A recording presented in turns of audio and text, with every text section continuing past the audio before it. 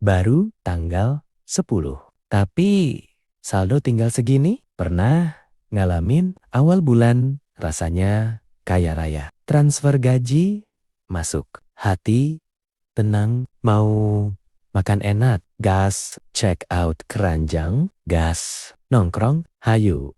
Tapi anehnya, semakin mendekati akhir bulan, hidup mulai berubah. Notifikasi mobile banking mulai bikin deg-degan. Lihat harga kopi, jadi mikir 2 kali. Teman ngajak jalan, langsung jawab. Lihat nanti, ya. Dan yang paling menyakitkan, gaji terasa numpang lewat doang. Padahal kita kerja capek. Bangun pagi, macetan, lembur, dikejar deadline. Tapi kenapa uang selalu habis duluan? Hari ini kita akan bahas cara mengatur gaji supaya tidak habis sebelum akhir bulan. Tetap bisa menikmati hidup, tetap bisa nabung. Dan yang paling penting, hidup jadi lebih tenang. Video ini cocok untuk pelajar, mahasiswa, pekerja, kantoran, keluarga kecil, sampai UMKM yang penghasilannya kadang naik turun. Karena masalah keuangan bukan soal besar kecil gaji, tapi soal bagaimana kita mengaturnya. Dan percayalah, ada orang gajinya 3 juta tapi hidup tenang. Ada juga yang gajinya 15 juta, tapi tiap akhir bulan stres. Jadi tonton sampai habis. Karena mungkin satu kebiasaan kecil di video ini bisa mengubah kondisi keuanganmu selamanya. Bagian 1, kenapa gaji selalu habis? Sebelum belajar mengatur uang, kita harus tahu dulu kenapa uang selalu hilang. Dan ternyata penyebabnya bukan cuma karena kebutuhan. Kadang justru karena kebiasaan kecil yang terlihat sepele. Contohnya, cuma 20.000. Masalahnya kalau cuma 20.000 dilakukan setiap hari, sebulan bisa ratusan ribu. Contoh sederhana, kopi kekinian, ongkir jajan random, promo beli 2 gratis 1, langganan aplikasi yang bahkan jarang dipakai. Kelihatannya kecil, tapi bocor halus. Ibarat ember. Bukan lubang besar yang bikin air habis, tapi lubang kecil yang jumlahnya banyak. Dan ada satu lagi penyebab paling berbahaya. Namanya balas dendam setelah capek kerja. Karena merasa lelah, kita jadi merasa pantas membeli apa saja. Gak apa-apalah. Self-reward. Padahal self-reward tanpa kontrol bisa berubah jadi self-destruction. Belum lagi kebiasaan lapar, mata, FOMO, ikut gaya hidup teman, gengsi, takut dibilang miskin. Padahal orang yang benar-benar kaya biasanya justru paling hati-hati soal uang.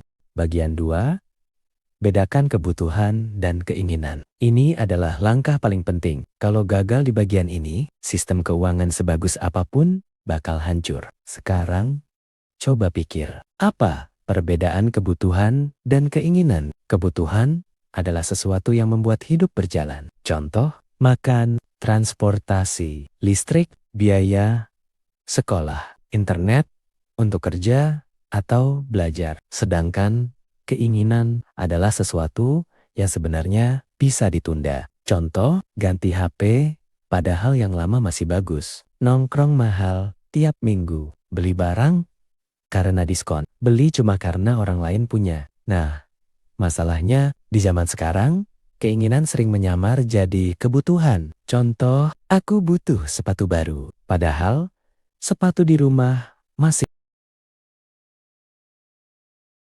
Aku butuh healing. Padahal yang dibutuhkan sebenarnya bukan liburan mahal, tapi istirahat. Coba mulai sekarang, biasakan bertanya sebelum membeli. Aku benar-benar butuh atau cuma pengen? Pertanyaan sederhana ini bisa menyelamatkan jutaan rupiah tiap tahun. Bagian 3, rumus pembagian gaji paling aman. Sekarang masuk ke bagian praktis. Begitu gaji masuk, jangan langsung dipakai. Langsung dibagi. Karena uang yang tidak punya tujuan biasanya cepat hilang. Kamu bisa pakai metode sederhana ini. 50% untuk kebutuhan utama. Contoh, makan, kos, atau cicilan, listrik, transportasi, pendidikan, 20% untuk tabungan dan dana darurat. Ini penting banget karena hidup selalu penuh kejutan. Motor rusak, HP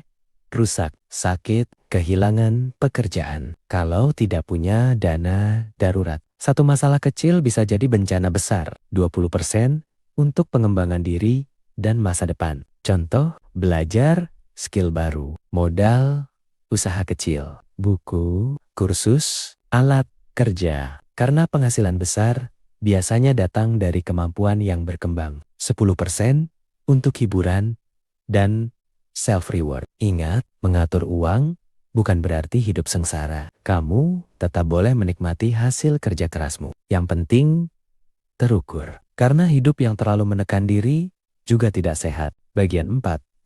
Kesalahan paling sering saat gajian. Ini yang sering terjadi. Tanggal muda, merasa kaya. Tanggal tua, mode hemat ekstrem. Masalahnya, banyak orang mengatur uang berdasarkan perasaan, bukan rencana. Saat senang, boros. Saat sedih, belanja. Saat stres, check out. Padahal emosi adalah musuh terbesar dompet. Makanya, jangan biasakan belanja saat marah, sedih, stres, atau terlalu bahagia. Karena keputusan emosional biasanya mahal. Dan satu lagi, hati-hati dengan pay later. Pay later itu bukan uang tambahan. Itu uang masa depan yang dipakai hari ini. Kalau tidak disiplin, gaji bulan depan bahkan belum datang, tapi sudah habis duluan. Bagian 5.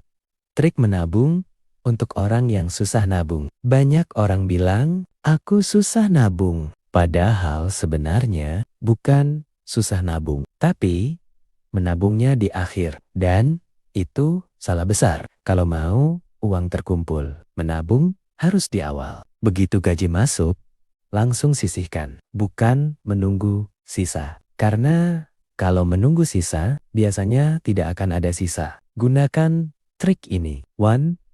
Pisahkan rekening. Jangan campur uang tabungan dengan uang harian. Karena kalau terlihat, godaan belanja jadi besar. Gunakan auto debit, biar otomatis kepotong. Jadi kita tidak sempat tergoda. Mulai dari nominal kecil. Tidak perlu langsung jutaan, 50.000, 100.000. Yang penting konsisten, karena kekuatan terbesar dalam keuangan bukan jumlah besar, tapi kebiasaan. Bagian 6.